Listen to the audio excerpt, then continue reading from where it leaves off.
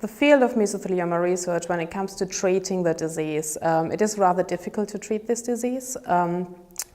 Basically, at present, we are treating our patients with chemotherapy, and only about 40% of patients do respond to this therapy.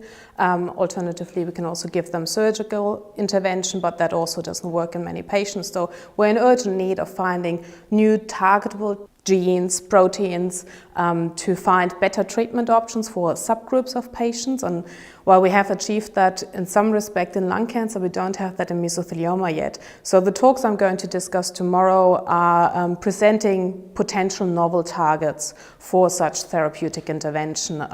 Some of these might be microRNA. So one of the talks I'm going to discuss is actually looking at the regulation of a specific protein, which might be targetable in itself by microRNAs, which are also a possible therapeutic target.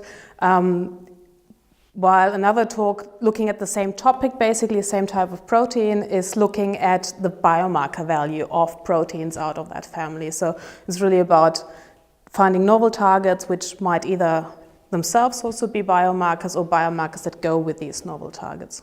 There are promising treatments in clinical trial at the moment. For example, in respect to what I'm going to discuss tomorrow, the Australian group that I worked with previously, they have a microRNA mimic, microRNA replacement therapy in phase 1 clinical trial, which has shown quite promising results with dramatic responses in some of the patients. There's other targeted drugs in clinical development, early clinical trials. However, I think we are still quite far away from actually finding the great targetable drug for mesothelioma.